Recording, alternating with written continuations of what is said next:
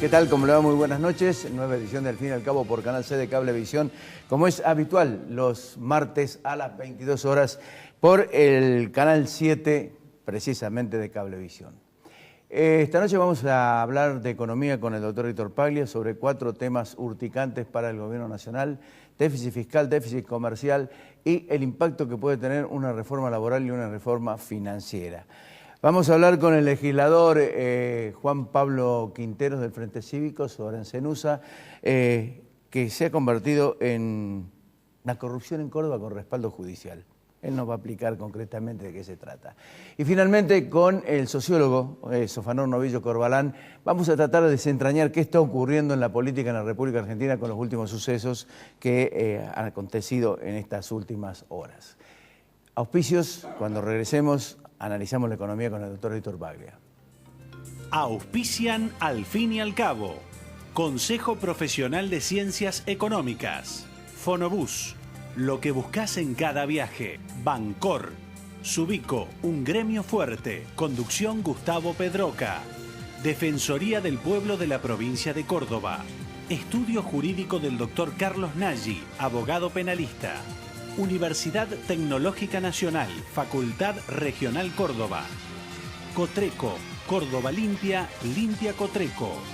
Fabicur, ICSA, Pauni S.A., da resultado. Líder en maquinarias agrícolas.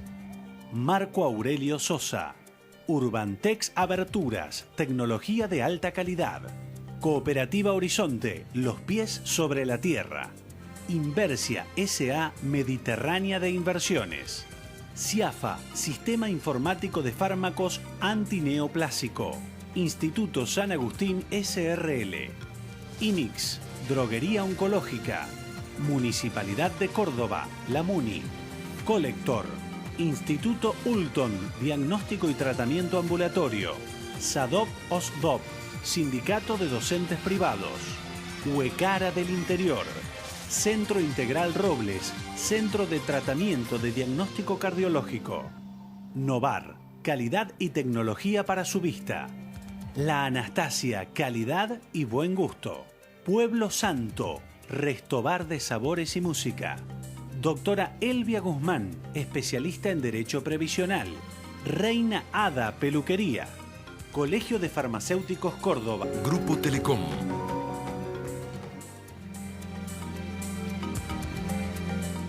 Bien, decíamos que íbamos a conversar de economía con el doctor Héctor Paglia. Íbamos a hablar del déficit fiscal, problema que tiene el gobierno nacional, déficit comercial, que ya también preocupa al gobierno nacional porque es muy superior al que tenía, el superávit que tenía poco, pero importante el año pasado en la variación interanual. ¿Qué puede suceder con una reforma laboral y una reforma financiera? Pero lo hacemos después de los auspicios.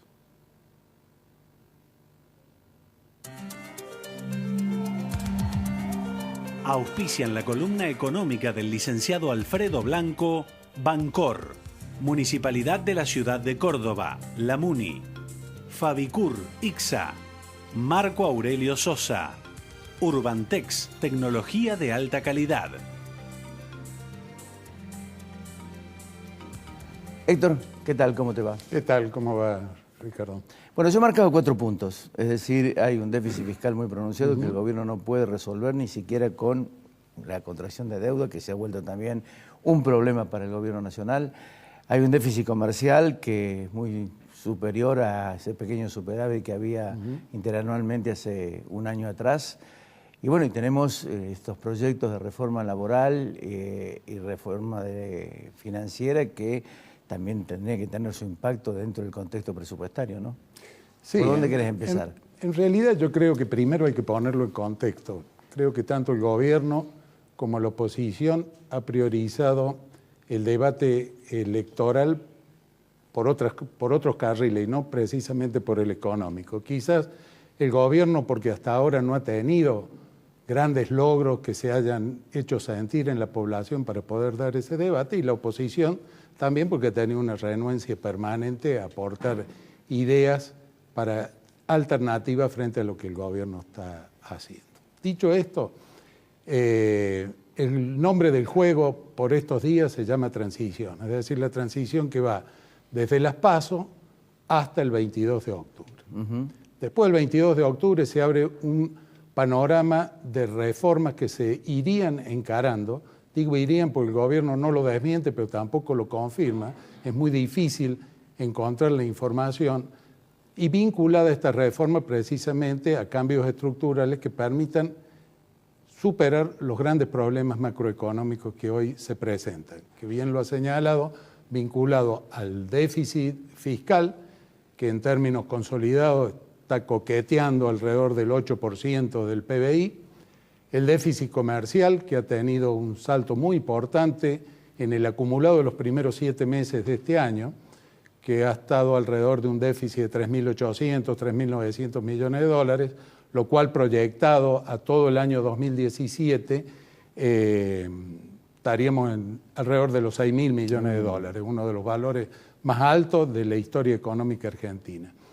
Lo cual ya está denunciando problemas de competitividad, problemas de exportaciones que no crecen. Si nosotros tomamos el acumulado de 7 meses, 2015, 2016, 2017, las exportaciones prácticamente han sido constantes con importaciones que han crecido, sobre todo en el último periodo, alrededor del 16%. Frente a esto, el gobierno está trabajando o insinúa estar trabajando en una reforma laboral, en una reforma fiscal y poco se habla, pero algunas cuestiones en el ámbito financiero. Dentro de todo este panorama, yo creo que recién después de octubre vamos a empezar a ver concretamente cuáles son las medidas a las cuales apunta el gobierno, cuál es el grado de sintonía fina frente a estos problemas, en el entendimiento, que ya, pues, lo ha dicho el propio presidente, que un nivel de déficit de estas características es insostenible en el tiempo. Argentina ya lo vivió, por ahora lo ha venido financiando con créditos, sobre todo tomados del exterior, pero que esto no es permanente en el tiempo y dura muy poco si no se dan señales de que se va a corregir el problema. Estoy de acuerdo con vos de que dura muy poco, esto puede durar 2 años, 3 años, más de eso no puede soportar, digamos, el nivel de deuda, de crecimiento de deuda por parte de la República Argentina. Pero por otro lado hay un hecho singularmente importante que también marca de alguna manera la necesidad de que el gobierno tome la impronta de corregir defectos o defecciones económicas a través de algún plan determinado, porque un déficit fiscal lo reducís o con ajuste, no hay otra forma, o sin emisión monetaria, y con deuda ya no podés porque está representando los intereses casi el 7, el 10% del PBI. Sí, indudablemente que acá el gobierno va a tener también que analizar si sigue con este sistema de toma de decisiones. El sistema de toma de decisiones en materia económica es muy particular, pues no existe, digamos, un primos entre pares que coordine la economía, y quien termina laudando es el presidente, con el desgaste que esto implica.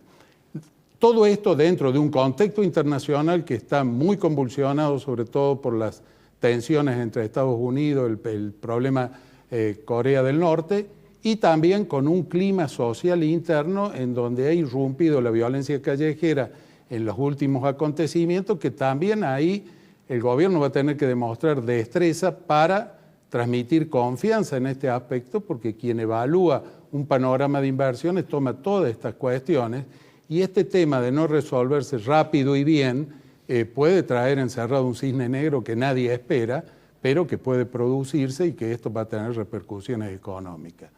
Finalmente, en una coordinación que es imprescindible, que el gobierno ya lo viene diciendo y fue parte de la polémica en las PASO, un panorama de coordinación, digo, con las provincias, con los municipios en materia tributaria, porque el costo argentino en materia de competitividad no se va a poder resolver solamente con una mejora nominal del tipo de cambio, porque hay costos en materia impositiva de todos los niveles del Estado que tornan muy difícil salir al exterior, y esto explica que solamente estén creciendo producción primaria que sale al exterior. ¿Qué es lo que ha crecido? Ha crecido el maíz, ha crecido algo en materia de metales, sobre todo oro, pero no hay un crecimiento de valor agregado hacia el exterior porque no hay crecimiento, no hay mejora en la competitividad.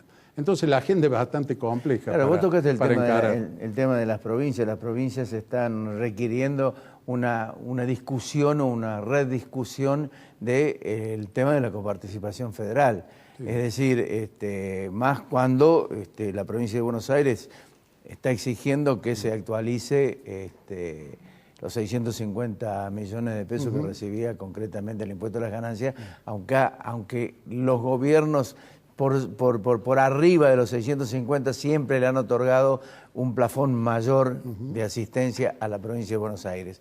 Ahora, una reforma financiera implica una reducción del costo impositivo.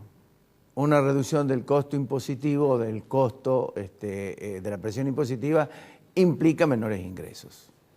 Una reforma laboral tal cual como se dice que podría salir, implica también menos recursos para las cajas de jubilaciones, o por lo menos por los aportes patronales que se dice que va a hacer. Ahora, ¿cómo se puede solucionar todo esto en este marco de exigencias, por un lado, de las provincias y por otro lado, del mismo Estado que necesita recursos propios? Sí, no, para mi gusto se han perdido, digamos, impulsos de 2 años en los cuales se podrían haber implementado algunas cuestiones sin provocar ningún tipo de caos social. O sea, hay que desmitificar esto, que la única forma de reducir el déficit fiscal es despidiendo gente o dejando gente a la calle o tirando gente por la ventana o deteriorando las relaciones laborales. Es la calidad del gasto, la forma en la cual hay que abrir los distintos programas de gasto que encierra el presupuesto, analizarlos, ver que estén realmente orientados hacia el fin al cual dicen que por el cual fueron creados, unificar esfuerzos, reducir costos a nivel nacional, a nivel provincial y a nivel municipal, lo cual va a dar un déficit consolidado que va a ir disminuyendo, a medida que van disminuyendo paulatinamente los subsidios. Y en la materia de subsidios hay que reanalizar la calidad del subsidio y a quién va dirigido. Claro. Si vamos a subsidiar realmente al usuario que lo necesite o vamos a subsidiar conglomerados empresarios que lo único que han hecho hasta ahora tratar de ver cómo obtener beneficios sin transmitírselo al usuario. Y me refiero concretamente al tema de transporte. Sí. Entonces, hay muchas materias para ver. Yo creo que, y lo que esperábamos era que el ministro Duhovne, que es un especialista en temas de esta índole, hubiera abierto el presupuesto, hubiera empezado a explicar por dónde iba a mejorar la calidad del gasto, por dónde iba a mejorar la calidad del ingreso, porque la reforma tributaria no necesariamente implica menores ingresos fiscales, sino implica disminuir la carga fiscal sobre los que ya pagan, buscando eliminar los bolsones de elusión y de evasión impositiva, ampliando las bases imponibles. Entonces ahí se logra mayor equidad. Esas cuestiones todavía no las vemos en la discusión, repito, porque se ha priorizado un año electoral con las características que ya lo hemos visto. Y por último tenemos la reforma laboral, es decir, se habla mucho de lo que hizo Brasil, ¿cierto? El costo digamos, laboral argentino es muy alto. Cualquier reforma laboral que se haga y perjudique al asalariado implica de alguna manera digamos, una situación comprometida para el gobierno nacional. Ahora, con un Brasil con costo bajo laboral, ¿no estamos frente a la posibilidad de que las empresas vuelvan a emigrar a Brasil teniendo en cuenta que sus costos son mucho más baratos, como sucedió en algún determinado momento? Bueno, todo depende de cómo se encare la mentada reforma laboral. No necesariamente tiene que ser un espejo de la de Brasil. Primero, porque la situación de Brasil es totalmente distinta en lo político. Temer no tiene temor de quemar las naves porque no va a otro periodo de reelección política. Entonces, la situación es totalmente diferente. La estructura con que funciona el sindicalismo en Brasil también es diferente. Lo que sí, hay que mejorar la competitividad en forma global, donde el aspecto laboral es uno de ellos. Recién hablábamos del déficit comercial. Sí. ¿Sabe usted, Ricardo, cuánto ha crecido el déficit comercial en los primeros 7 meses con Brasil? El 73,8%. Entonces, seguimos siendo Brasil dependientes y no podemos lograr todavía insertarnos en el mundo en cadenas de valor que sean realmente una gran parte competitivas. es el tema automotriz, ¿no? Ahí. Sí, pues nos falta estrategia, si no, no hubiera pasado lo del biodiesel. Es decir, creer que simplemente por un enunciado que si uno lo lee por parte del vicepresidente de Estados Unidos en su visita protocolar a la Argentina, estaban solucionados todos los problemas de intercambio y de libre comercio en un país que hoy está liderado por alguien que ha sido electo por el pueblo de Estados Unidos y propicia una política puertas hacia adentro, habría que haber tomado otro recaudo y al menos haberse sentado a negociar productos, haberse sentado a negociar cadenas de valor, haberse sentado a negociar tecnología y todos los aspectos que hace a una Cancillería que todavía sigue demostrando a lo largo de los años que maneja muy bien los cócteles y las reuniones sociales, pero muy mal los aspectos que hacen al interés económico del país. Héctor, muchas gracias. Gracias por venir. Gracias a usted, Ricardo. Cuando regresemos hablamos con Juan Pablo Quinteros. Ancenusa, de nuevo en el tapete. La corrupción con protección judicial. Ya volvemos.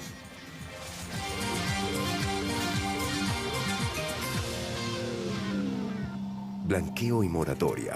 Aproveche ventajas y disminuya riesgos. Consulte a un contador matriculado. Consejo Profesional de Ciencias Económicas de Córdoba.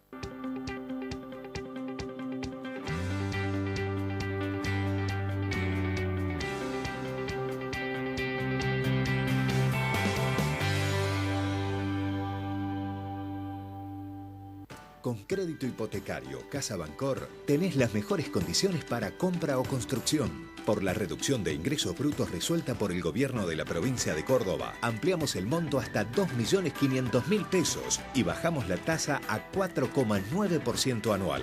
Informate en www.bancor.com.ar. Sabemos que podés escuchar. Pero también necesitas que te escuchen. Sabemos que tu tarea no termina en el aula. Por eso nuestra lucha continúa. Sabemos que podés sola. Pero juntos podemos más.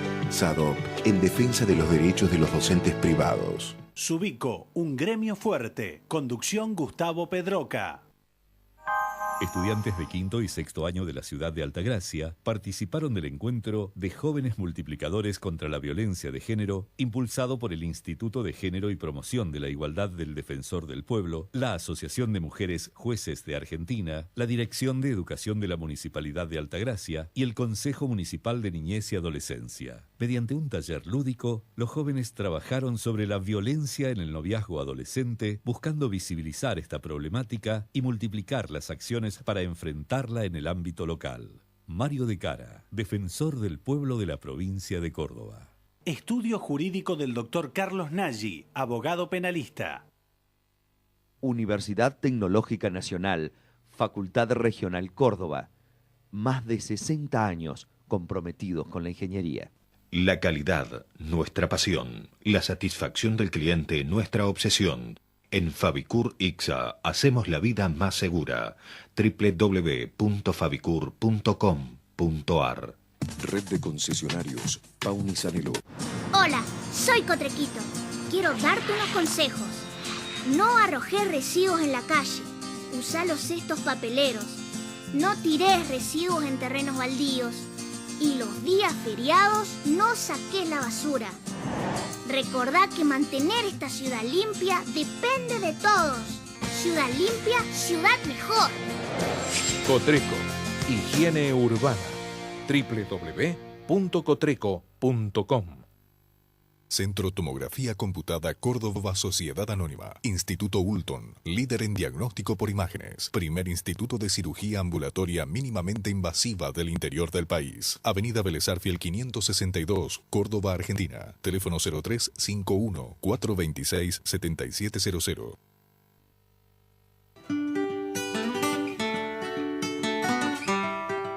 Mi familia es mi inspiración. ¿Cómo no voy a estar agradecido? porque tener salud es estar agradecido. Súmate también a los planes de salud del Hospital Italiano. El defensor del pueblo de la provincia de Córdoba, Mario de Cara, a través del Instituto de Prevención de Adicciones y del programa Navegación Segura por Internet, organizó la conferencia Nuevas Tecnologías y Redes Sociales, del uso problemático al uso responsable, que contó con la presencia de destacados especialistas. El encuentro se llevó a cabo con el objetivo de sensibilizar sobre los síntomas, riesgos y consecuencias a las que están expuestos principalmente niños y adolescentes en su relación con la tecnología e Internet. Mario de Cara, defensor del pueblo de la provincia de Córdoba.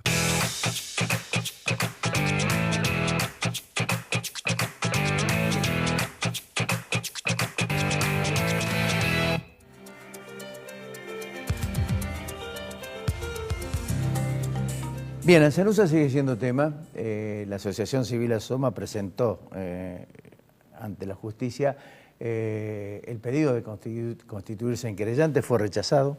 La Cámara de Casación, que integra Carlos Salazar, y me refiero específicamente a él, firmó precisamente el rechazo. Yo quiero recordar que Carlos Salazar es un miembro de la justicia cordobesa que entró por la ventana, es decir, entró en la emergencia judicial sin rendir en su momento en el Consejo de la Magistratura, pero tiene un antecedente histórico.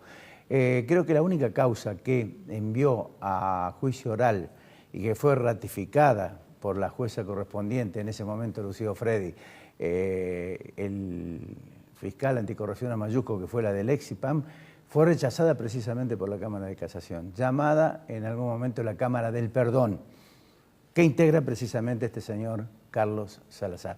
Estamos con uno de los integrantes de esa Asociación Civil Asoma, a la vez legislador de la provincia de Córdoba por el Frente Cívico, el doctor Juan Pablo Quinteros. Con él vamos a hablar del tema. Juan Pablo, ¿cómo te va? ¿Cómo le va? Buenas noches. Bien, ¿cómo quedó esto? Bueno, nosotros, ante la presentación que hizo Lotería de manera espontánea para solicitar que se investigue esto que había sido un escándalo, un informe que solicitaste vos, Ricardo, en su momento mientras era legislador, sobre los sobreprecios de Anzanusa, y estando tan instalado en la opinión pública, se presentaron con la prueba que ellos mismos aportaron. Con la prueba que ellos mismos aportaron. Ahí no hubo ningún procedimiento de la justicia para buscar nueva prueba y se investigó. Nosotros, teóricamente, si iba a investigar, lo tenía a cargo el fiscal Dalma, que debo aclarar que en esta causa no sacó ninguna orden de allanamiento, consideró que no era necesario, y la semana pasada allanó 15 locales partidarios buscando algún elemento en este tema tan conocido de la marcha que terminó en acto de violencia. Bueno, ahí fue muy expeditivo para los allanamientos. En este caso se conformó con la prueba que la propia Lotería le acompañaba. Nos quisimos constituir en querellantes como legisladores, nos dijeron que no, entendíamos que la jurisprudencia indica, va en ese sentido. Constituimos una asociación civil que tiene por objeto luchar contra la corrupción, velar por la transparencia de los actos de gobierno. Lo hicimos conjuntamente con el doctor García del Orrio, con la legisladora Montero y con otra gente más, por supuesto, colaboradores, amigos, gente que está interesada en esta cuestión, de mucha trayectoria. La jueza de control, pese a que el fiscal nos había dicho que no, e inmediatamente decirnos que archivó la causa de Anzanusa, una causa que tiene por lo menos 3 veces el sobreprecio, está pagada por mínimamente 3 veces lo que vale la obra. La archivo, como queríamos conocer los elementos, nos constituimos querellante. La jueza de control nos hizo lugar, la jueza Barale nos hizo lugar, la contadora Zavala, la expresidenta de Lotería, la lleva a la Cámara de Acusación y termina con el resultado que usted acaba de decir. Terminan desestimando nuestra presentación para constituir un querellante, y ahora será el Tribunal Superior de Justicia, en que el recurso de casación que estamos elaborando en estos días tendrá que resolver si podemos intervenir. A ver, para que la gente entienda, porque por ahí uno es muy técnico en estas cuestiones. ¿Por qué es importante la intervención como querellante? Porque siendo parte nosotros podemos aportar la prueba y podemos controlar la prueba que se está viendo en el expediente. Claro. Nosotros creemos, francamente, que hay una visión muy sesgada. Son peritos, ahí hay informes de la Dirección de Arquitectura Provincial, de peritos oficiales del Poder Judicial, y sabemos cómo ha cooptado el gobierno unido por Córdoba en estos 18 años esto que yo denomino que es la Agencia de Córdoba Justicia, porque en lugar de un poder independiente pareciera ser una agencia más del gobierno de Córdoba, por lo menos en el foro penal y en la anticorrupción, y usted bien hacía referencia a aquella causa del ex IPAN, que fue verdaderamente escandalosa, yo la vi, la analicé toda, fue verdaderamente escandalosa, estaba absolutamente probado, era tan burda la causa, fue tan burda la maniobra que quedó absolutamente acreditada, no había forma de que no se acreditara. Y después con un argumento inverosímil la Cámara, como bien decía, que parece asemejarse a aquella Cámara del Perdón que tenía en la época el gobierno de Angelos, así fue, ese nombre se lo puso un periodista de investigación de la voz del Interior, sí, Marcelo Godino, y la verdad que pareciera asemejarse más a aquello que a una Cámara que tiene que impartir justicia. Bueno, ahora vamos a esperar a ver qué pasa e insisto, la importancia es que podamos ser parte y ver los fundamentos del archivo, porque si los fundamentos son medianamente parecidos del Camino del Cuadrado, medianamente parecidos a otras causas en las que intervino Hidalgo que son realmente vergonzosos, me parece que también estamos ante un hecho bochornoso, en este caso producido por el fiscal Dalma. ¿Y qué van a hacer con Hidalgo también? Nosotros al ahora juez de control, porque encima de todo esto fue ascendido a juez de control por el gobierno de Unión por Córdoba, juez de control anticorrupción, ahora tiene que controlar lo que hacen los fiscales anticorrupción. Y lo que hacía él. Y lo que hacía él, por supuesto. Van con un récord, no investigaron nunca un hecho que involucre la corrupción en serio en Córdoba de ningún funcionario, nunca. La verdad que tienen un récord difícil de igualar. Nosotros lo denunciamos por encubrimiento agravado. Yo siempre sostuve que lo del fiscal Hidalgo no era un acto de negligencia o de no haber la prueba o de mala interpretación, sino era un acto absolutamente premeditado con el fin de encubrir el poder político de Córdoba. No tengo absolutamente ninguna duda. Por eso está afrontando una denuncia por encubrimiento agravado. Le pedimos un jury. Por supuesto, el jury salió 3-2, un órgano netamente político. 2 exministros del gobierno provincial integran el jury, así que imagínense cuál puede ser el resultado de una presentación de ese tipo. Y ahora creemos que tiene que ser investigado por encubrimiento agravado. Creo que son hechos muy graves los que pasan en la justicia de Córdoba. Y yo me alegro, porque la verdad que no lo tenía presente, yo me alegro que usted haya mencionado al comienzo de esta nota la causa del ex IPAM, porque esa era plata de todos los cordobeses para la salud, nada más y nada menos. Y la forma en la que fraguaban instrumentos públicos, poniéndoles números adelante o haciéndole agregado a ambulancias para que tuvieran unidad de terapia intensiva y así duplicar o triplicar el precio. Fue tan claro que la verdad que eso tendría que haber terminado una condena. Si alguna de esas causas que involucraban a funcionarios alguna vez hubiesen terminado en condena, no se hubiese instalado la impunidad. Porque el problema no es que haya corrupción. Porque, o mejor dicho, es un problema que haya corrupción, pero supuesto, es inevitable que haya corrupción. Lo que la verdad que es inexplicable es que existe impunidad, que existe un poder judicial que mira para otro lado y que no encuentra un ladrón en esta provincia. Estamos mirando desesperados cómo viene el juez Moro, un brasilero, a ver si meten cana a alguien en Córdoba por hecho de corrupción. Bueno, la verdad que esto habla muy mal de las instituciones de Córdoba, ¿no? Juan Pablo, hablando precisamente del juez Moro y que tiene la causa Odebrecht, el ministro de Ambiente ha sido citado, Fabián López, el ingeniero Fabián López, por el juez Casanelo. Sí, efectivamente. Yo leí atentamente la resolución de Casanelo, que en 17 páginas va desglosando toda una red de armado de negocios e inclusive describe y lo plantea Casanelo con su firma, ¿no?, como un sistema muy amañado a los efectos de hacer las licitaciones, cómo se direccionaban la licitación y cómo un holding empresario brasilero venía y se quedaba con esas licitaciones y tenían lavado de activos y corrupción a través de los sobornos. La verdad que está tan claro, hay 2 licitaciones, una del 2007, para la obra de potabilización de Berazategui y una del 2008 que para Ana de las Palmas en Tigre. Lo primero es una planta cloacal. Y la verdad que como describe la red de negocio, uno lo traslada a Córdoba y se da cuenta que es exactamente igual que lo que hicieron con OAS, Andrade Gutiérrez en su primer momento en los gasoductos y terminó en esta segunda obra de los gasoductos en Córdoba en manos de Odebrecht. Es exactamente la misma matriz de negocio. ¿Esto sabe con qué tiene que ver, Ricardo? Con esta sociedad que existía de negocio entre el del azotismo o Unión por Córdoba, llámelo como usted quiera, y Julio De Vido y el gobierno kirchnerista. Esto es inevitable, no hay forma de no emparentarlo. Esto tuvo que ver, lo vimos en la Central Pilar, lo vimos con lo de OAS y Andrade Gutiérrez en el 2008 y 2009, lo vimos cuando se cayó la obra en el 2015 por la falta de avales nacionales. La pelea de la Sota con el kirchnerismo se da cuando De la Sota intenta ir por el poder que tenía el kirchnerismo y empieza en su afán presidencial. En el 2011 le regaló la lista. En el 2011 apoyó a Cristina y le regaló la lista. Pero en el además 2007... le aportó funcionarios. Escúcheme, en el 2007 el gobernador, el primer mandato de Schiaretti tiene aquella famosa elección del 2 de septiembre que quedó tantos años de duda, que para nosotros fue sin duda un fraude. Pero bueno, eso cada uno hará su propia conclusión. Esa misma noche el gobernador Schiaretti tributaba el triunfo al proyecto de Néstor Kirchner. Eso está escrito, eso está en los archivos, eso no se puede evitar. Sí, recuerdo. Entonces ahora tienen un antikirchnerismo furibundo. Y ahora tienen un reclamo exacerbado acerca del reparto federal de los impuestos. Y durante 12 años, ¿qué dijeron? Nada. No dijeron nada porque hacían negocios de este tipo.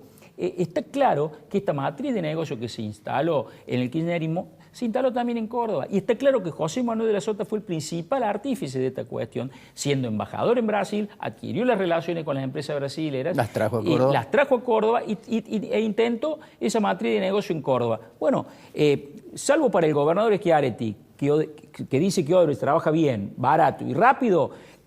Y que no cobra coin. Y que acá dijo, no los dejamos. Acá no los dejan hacer cosas malas. O sea, acá, y salen a buscar crédito para que esta empresa pueda trabajar. Se endeudan nos endeudan a todos en 400 millones de dólares para que esta empresa pueda trabajar.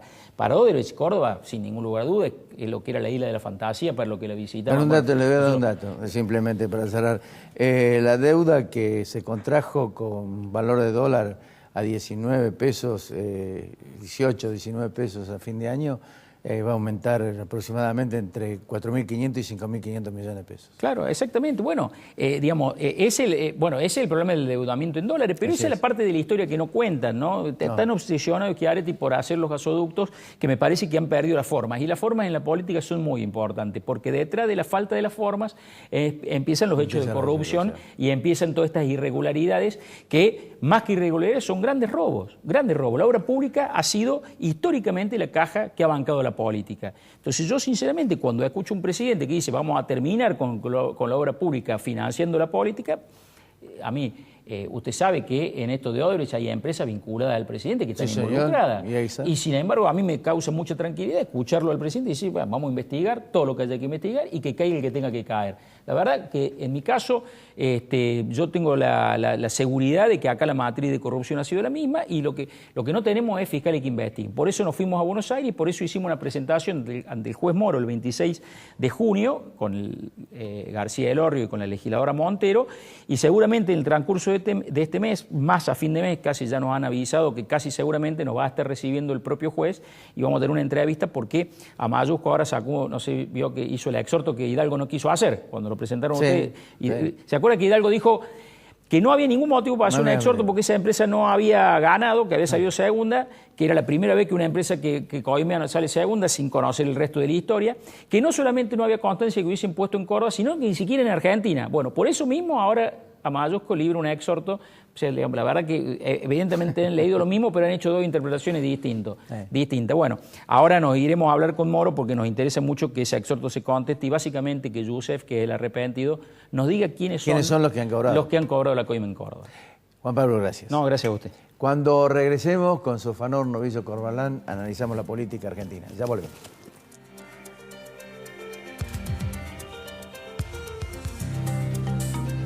Marco Aurelio Sosa, 58 años liderando en caños de acero. www.marcoaureliososa.com.ar. Aberturas Urbantec, tecnología alemana, producción argentina. www.urbantec.com.ar. Colegio de Farmacéuticos Córdoba, siempre junto a los farmacéuticos de Córdoba. Corro 146, teléfono 424-9511. Córdoba me activa. Súmate a la sexta edición de la Liga Municipal de Fútbol Infantil Dr. Ramón Bautista Mestre. Inscribite antes del 31 de agosto en tu CPC más cercano en las categorías infantil o preinfantil. Más info en www.cordoba.gov.ar/Limufu. Córdoba, capital social. Municipalidad de Córdoba.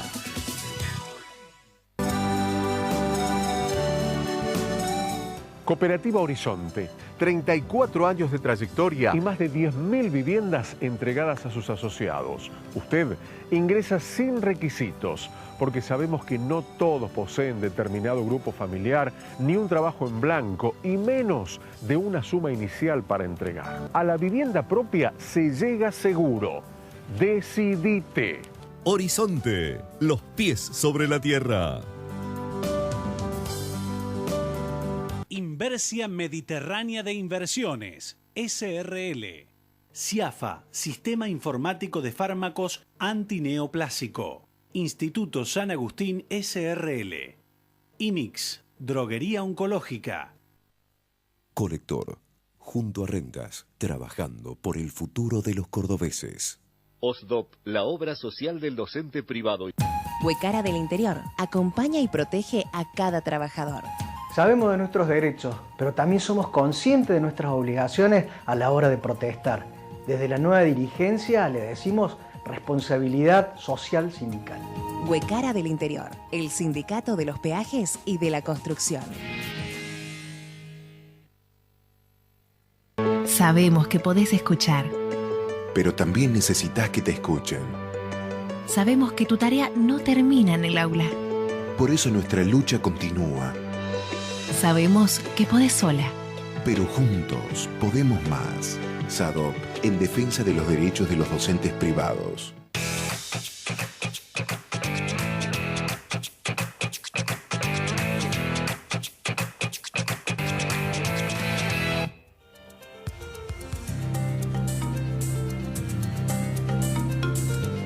Bien, después de las PASO en nuestro país han comenzado una serie de episodios violentos, es decir, episodios que están rayanos con, digamos, con el límite del delito y en muchos casos con el delito mismo. ¿Qué está pasando en la política de la República Argentina?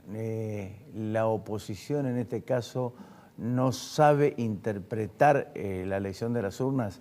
El gobierno nacional comete demasiados errores a la hora de tener que analizar en el contexto general la aplicación de distintas estrategias. Nadie más indicado que el sociólogo Sofanor Novillo Corbalán para que nos dé una impresión, una idea de todo esto. Sofanor, ¿cómo te va? ¿Qué tal, Ricardo? ¿Cómo estás viendo esto? Bueno, yo lo que creo es que a esto que está pasando hay que verlo desde un lugar adecuado. De manera que no te pierdas en el árbol que está al frente, que te impide ver el bosque. Ese bosque complejo y dificultoso que es el que tenemos no solo los argentinos, y eso es lo que quiero remarcar en esta oportunidad. Fíjate vos que, no te asusté, no me voy tan atrás, pero la primera vez que fui yo a un programa en televisión fue en el año 68 en Canal 12. Tiempo en que gobernaba el país Onganía y que, como recordarás, hizo una gestión caracterizada por su intento de implantar en la Argentina un corporativismo, que fracasó, por supuesto, violentamente. Disolvió los partidos políticos. Pero él puso una bomba atómica en el complejo institucional argentino. Puso una bomba atómica que fue la ley de obras sociales. Para esa época los dirigentes sindicales eran, te diría, pobres. Y él con esa ley construyó esto que hoy vemos en la Argentina, de no solo dirigencias sindicales inmensamente ricas. Hoy el editorial de la Nación habla de una, la de el sindicato de porteros, sino que a su vez él permitió el enriquecimiento de los mismos dirigentes, de las obras sociales sindicales que en verdad dejaban de cumplir con su función y llevaban a la miseria y el padecimiento a los afiliados al sindicato, sino que a su vez generó una situación, al reprimir toda protesta y toda disidencia, generó un clima que preanunció ya en la década del 70. Empezó a haber como ahora ruido de violencia. No te olvides que ya el ministro del Interior de Onganía, por esa época, apareció como uno de los seguramente responsables. Ya se comprobó que se había reunido con el dirigente máximo de los montoneros, y con él tuvo alguna relación el episodio que casi marca el comienzo del movimiento guerrillero en Córdoba, que es el fusilamiento de Pedro Eugenio Aramburu, junto con la toma de la Calera. De tal manera que el tema de la construcción de esa columna vertebral, que es única en Latinoamérica, yo diría casi en el mundo. No hay países que tengan una estructura sindical como la Argentina. Si la hubo hasta hace poco en Francia y en España, la están pulverizando. Macron, antes de ayer, con lo que anunció, una reforma laboral profundísima, que por de pronto lo que tira abajo es la semana laboral de 35 horas. Y ya antes lo ha empezado a hacer España y lo está aplicando con mucho éxito. De tal manera que lo que quiero decirte es que en este escenario argentino no podemos manejarnos con las categorías de análisis de antes de ciertos hechos que ocurrieron en el país y que permitieron la aparición de ciertos actores. Con claridad, el dirigente sindical y el sindicalismo argentino, fuerte, que en muchos casos volteó gobiernos o que en otros casos paralizó gobiernos, ese actor, fíjate vos, que creo que empieza a languidecer. Empieza a languidecer porque no solo desde el gobierno se empiezan a tomar medidas que llevan al debilitamiento económico, financiero de toda esa estructura, sino que a su vez ya hay una decidida actitud de diluir, atenuar al máximo la conflictividad de los planteos de ese sector. Entonces empezamos a tener un actor distinto,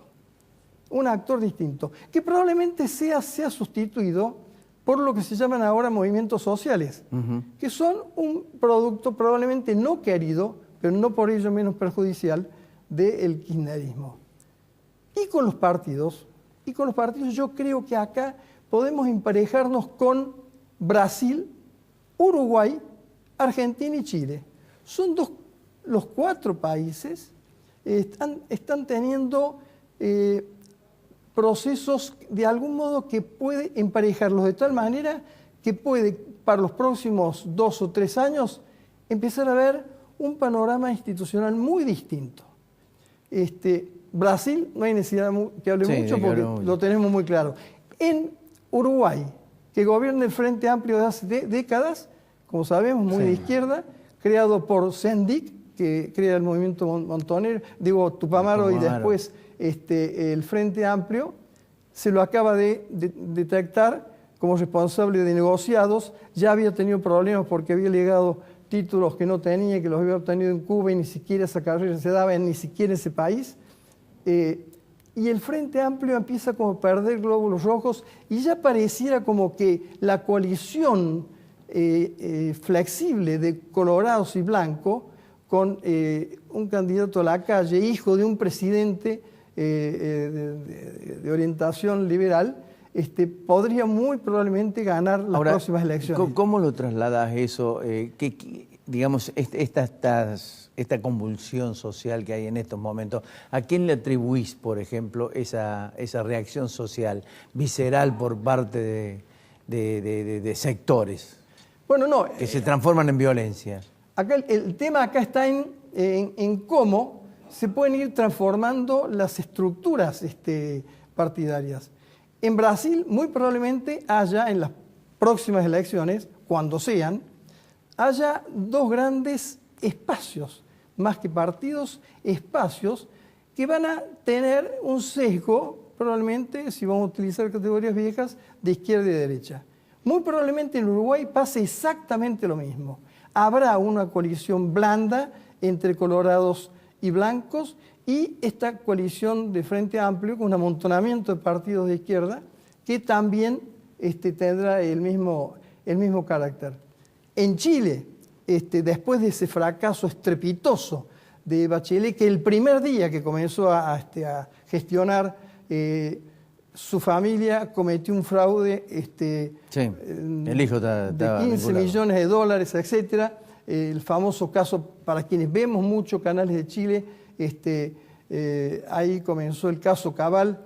Y digo para los que vemos mucho Chile, porque el otro día la ANATA mostró un panorama donde se hablaba de 600 camiones quemados, matrimonios quemados vivos en sus casas y demás, que para quienes vemos siempre canales chilenos no nos llamó la atención. Esto yo lo sé hace varios años. ¿Y te llama la atención lo que está pasando acá? Bueno, precisamente, y por eso te llevé al 68, porque todo esto lleva a que empiece a haber ruido de violencia. No te olvides que en el mismo programa de la ANATA, el fiscal que actúa en Chile dijo con claridad que está probado que dirigentes del Partido Comunista Chileno que actúa e integra la coalición de gobierno hizo los nexos con el FARC, que se encargó de adiestrar y entrenar a futuros guerrilleros, que se los llama anarquistas por una razón que no alcanzo a entender. Pero el tema es que empieza a aparecer ya la violencia como actora, no solamente en Chile de un modo abierto, sino también en la Argentina. Lo que vos estás diciendo es que empieza de nuevo a sonar el problema de la violencia. Porque lo dijo un dirigente chileno, muy probablemente lo que esté pasando acá se pueda trasladar a la Argentina y en mayor medida aún. Pero tenemos que recordar que esto que ocurrió en Chile tuvo un nexo muy claro con organizaciones narcoguerrilleras como FARC, y que tuvieron como nexo un partido político, claramente el Partido Comunista, de tal manera que acá te quiero decir de que en Chile, en las elecciones dentro de algunos meses, que muy probablemente las gane un hombre así que podríamos perfilarlo como Macri, como es Piñera, encabece una coalición blanda de partidos que tendrá que contender con una coalición muy flexible de izquierda, cuyos líderes todavía no están, porque en la izquierda chilena es como si hubiera sufrido una decapitación masiva de todas sus cabezas más salientes, como puede ser Lagos, etc. De tal modo que en Argentina, muy probablemente, si hay, como creo que va a haber, un resultado exitoso de parte del grupo, del partido o del complejo, o el espacio, como se dice ahora, que encabeza Macri, probablemente esto articule un espacio ya con visos de mayor permanencia que tendrá que contender con una estructura de raíz peronista, con vinculaciones en el kirchnerismo y en otros segmentos que no se quieren alinear junto a la expresidenta, pero que van por la misma dinámica del proceso, va a ocurrir eso. De tal manera que Brasil, Uruguay, Argentina, Chile, van a tener desemboques más o menos parecidos, pero con la aclaración que la Argentina puede tener que repetir algo que nació, de nuevo vuelvo al año 68, ese ruido que al principio empezó a ser sordo, pero luego nos apabulló y luego institucionalmente nos destruyó, como fue la década de los 70, la violencia. Lo que sí yo creo que, gracias a Dios, acá sería algo positivo, como Chile o como Brasil, que tienen justicias frontales. Yo creo que el episodio de la suspensión y probable enjuiciamiento de ese famoso juez Freire, que tenía una fortuna incalculable, creo que eso preanuncia también un proceso por el cual la justicia argentina tendrá un lavaje institucional que permitirá que los argentinos podamos decir de nuevo que tenemos un poder judicial, cosa que hoy no lo podemos decir. De tal modo que es la construcción de nuevos actores, o por lo menos la remodelación de actores, lo que básicamente hay que preguntarse. Más que entrar en el detalle episódico que lo puedes encontrar en el diario de hoy o de mañana sobre las encuestas, etc. Porque incluso hasta en ese plano ya desde hace tiempo hay grandes cambios.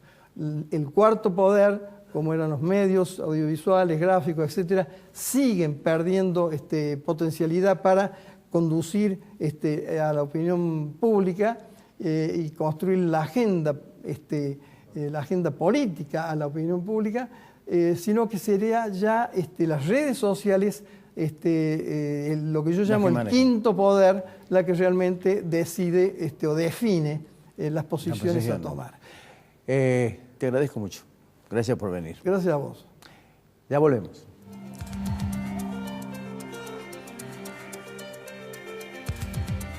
Con crédito hipotecario Casa Bancor tenés las mejores condiciones para compra o construcción. Por la reducción de ingresos brutos resuelta por el gobierno de la provincia de Córdoba, ampliamos el monto hasta 2.500.000 pesos y bajamos la tasa a 4,9% anual. Informate en www.bancor.com.ar. Centro Robles, un centro integral de diagnóstico cardiológico no invasivo. La Rañaga 94, segundo piso. 0351-460-1400 o 460-1700.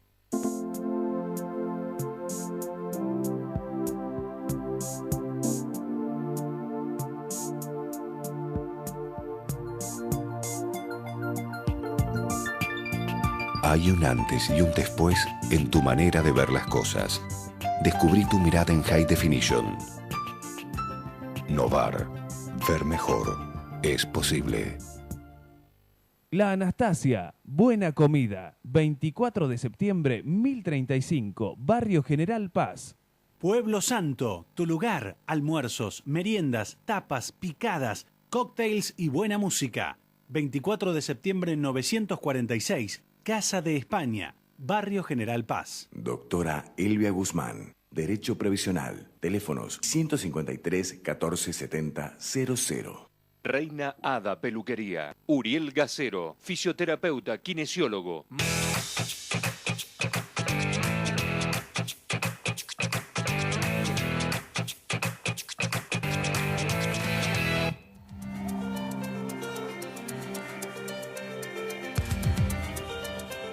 Bien, usted habrá notado la ausencia de Alfredo Blanco. Alfredo ha tenido unas reuniones particulares, así que no ha podido participar hoy del programa, así que lo vamos a tener la próxima semana. Pero hablemos concretamente de lo que ocurre en la Argentina. Estos hechos de violencia, y yo creo que la violencia hoy es el último recurso de los imbéciles, de los que quieren de alguna manera resolver conflictos con acciones dramáticas y delictivas, como las que están sucediendo. No importa su procedencia, sino solo cómo dejan la reacción que producen. Lo que ha ocurrido en esta escalada de tropelías y que naturalmente va a continuar, coincide mucho en eso probablemente Sofanón Ovidio Corbalán.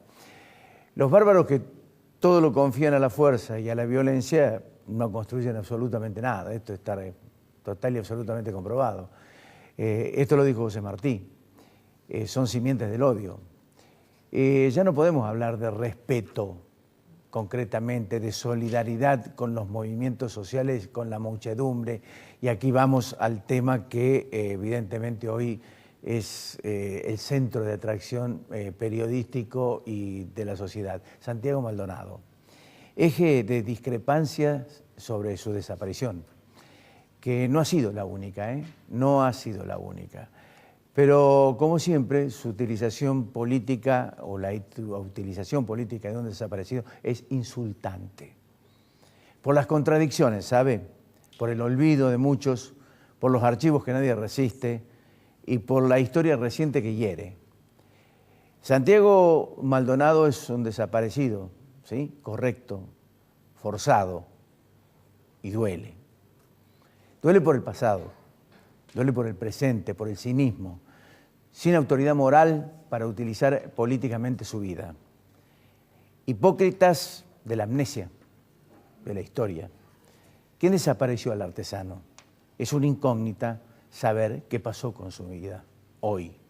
El gobierno macrista tiene la gran responsabilidad, la absoluta responsabilidad, porque es el Estado, custodio de la vida de la mayoría y de todos los argentinos, de resolverlo.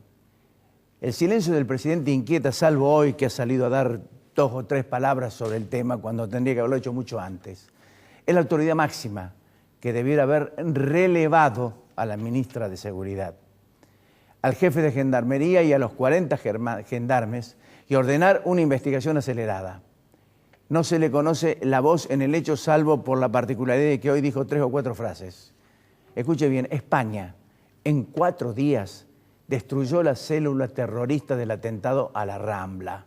Aquí estamos todavía hablando de Julio López, por citar uno. La descarada expresidenta Cristina Fernández de Kirchner es otro de los personajes nefastos y aprovechadores de esta situación. Con un cartel pidiendo por Maldonado, nada menos que en una misa. La misma misa donde allí recibió el rótulo de asesina por la madre de uno de los 52 muertos de la tragedia del Sarmiento, que todavía tiene que dar explicaciones en la justicia, no solamente sus funcionarios, sino ella misma, a la que no se le ha caído la cara de vergüenza, ni siquiera para pedir disculpas a los familiares de los muertos. Sus fieles agitan, Macri mató a Maldonado. Son iguales, Macri y Videla, para un grupo determinado de la sociedad.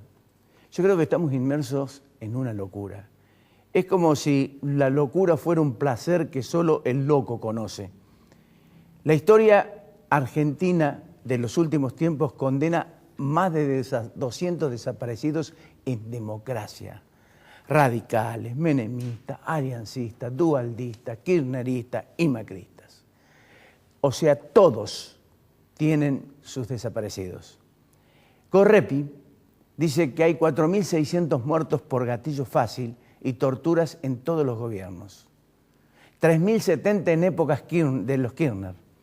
70 muertes por represión en protestas sociales. 2 con Néstor Kirchner, 19 con Cristina Fernández y 45 con la Alianza. La lucha de los pueblos originarios por sus tierras desde vieja data dejó muertos y desaparecidos.